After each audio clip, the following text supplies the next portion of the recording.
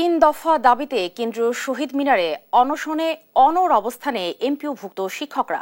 এ নিয়ে আরও জানাতে সেখান থেকে যুক্ত হচ্ছেন সহকর্মী তারেক মাহমুদ সুজন। তারেক, কি বলছেন শিক্ষকরা?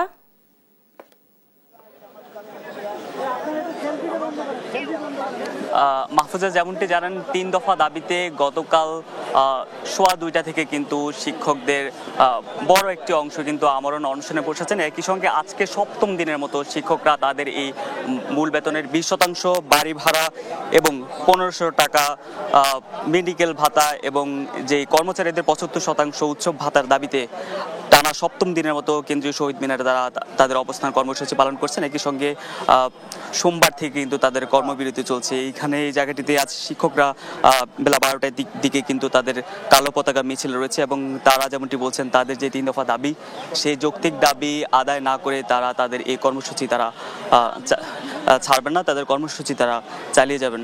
একই সঙ্গে আজকে এই জায়গাটিতে অবস্থান কর্মসূচি আমরণ অনশনের সাথে সাথে কিন্তু অবস্থান কর্মসূচিও চলছে। আমরা যদি আপনাদেরকে একটু দেখাতে চাই, একদিকে আমরণ যেই অনশনে বসেছেন শিক্ষকরা, একই সঙ্গে সারা দেশ থেকে কিন্তু এমপিভুক্ত শিক্ষক কর্মচারীরা তাদের সেই 3 দফা দাবির প্রতি সমর্থন জানিয়ে এই জায়গাটিতে এসেছেন। আমরা যদি কয়েকজনের সঙ্গে কথা বলি, আজকে আপনাদের কি কি কর্মসূচি আছে, আপনারা এভাবে আর কতদিন কর্মবিরতি পালন করবেন? আজকের কালো পতাকা মিছিল আছে রাজপথে।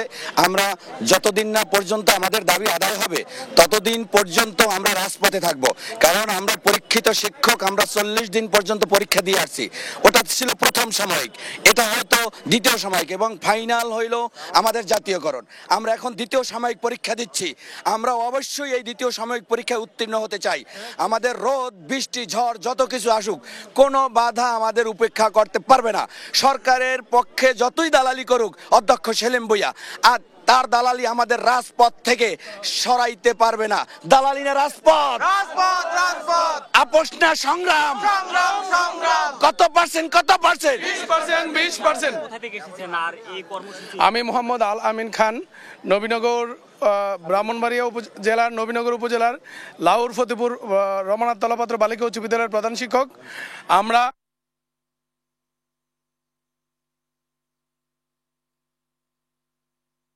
শিক্ষকরা যেদিন রাজপথে পুলিশের লাঠিপেটার শিকার হয়েছিল তখন আমাদের হৃদয় রক্তক্ষরণ হয়েছে। আমরা উপজেলার সকল স্কুল সিদ্ধান্ত নিয়ে আমরা কর্মবিরতিতে গিয়েছি এবং উপজেলা নির্বাহী অফিসারের কাছে আমরা স্মারকলিপি দিয়ে জানিয়েছি আমরা আমাদের ন্যায্য দাবি দেওয়ার জন্য আমরা কর্মবিরতিতে আছি। আজকে বর্তমান সরকারের নীতি নির্ধারক, বিশেষ করে আমাদের শিক্ষা উপদেষ্টা মহোদয়ের নিকট বিনীতভাবে বলতে চাই সাংবাদিকদের মাধ্যমে, শিক্ষা উপদেষ্টা মহোদয়, আজকে জাতির এই ক্রান্তি লগ্নে এই সময় যদি সঠিক সিদ্ধান্ত নিতে না পারে, যদি ভুল সিদ্ধান্তের কারণে জাতির দুর্গতি আসে, শিক্ষা ব্যবস্থার যদি ক্ষতি হয়, এই শিক্ষা উপদেষ্টা মহোদয়কে এটার জন্য ভবিষ্যৎ প্রজন্মের কাছে জবাবদিহিতার কাঠগড়ায় দাঁড়াতে হবে। আমরা আশা করি এখনো সময় আছে। আমাদের মাননীয় প্রধান উপদেষ্টা, আমাদের মাননীয় শিক্ষা উপদেষ্টা আমাদের মধ্যে যাদের ভুল তথ্যের কারণে আপনারা ভুল পথে পরিচালিত হচ্ছেন, আশা করব এইরকম লেজুর ভিত্তিক চামচাদের বাদ দিয়ে, ভুল তথ্যকে বাদ দিয়ে শিক্ষকদের প্রাণের দাবি মানে নেবেন। এরপরে কি আপনাদের সেই দাবি পূরণ হবে কিনা কি আশা করেন? আমরা মনে করি আমাদের এই যে শিক্ষক কর্মচারীদের যে দাবিটা যৌক্তিক দাবি, ইনশাআল্লাহ অবশ্যই পূরণ করতে হবে। পূরণ না হওয়া পর্যন্ত আমরা এই শহীদ মিনার থেকে এক চুলো আমরা ছাড় দিব না।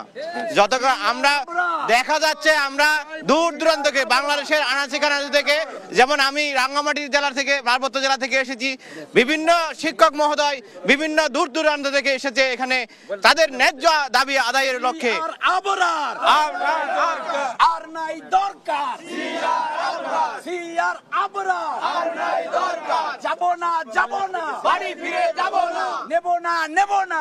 যেমনটি বলছেন, এই জায়গায় কিন্তু তারা স্লোগান দিচ্ছেন এবং শিক্ষা উপদেষ্টাকে নিয়েও তারা স্লোগান দিচ্ছেন। তারা যেমনটি বলছেন তাদের সেই 3 দফা দাবি যৌক্তিক এবং এই দাবি পূরণ না হওয়া পর্যন্ত তারা তাদের যেই কর্মসূচি সেটি চালিয়ে যাবেন, একই সঙ্গে কর্মবিরতিও চলমান থাকবে।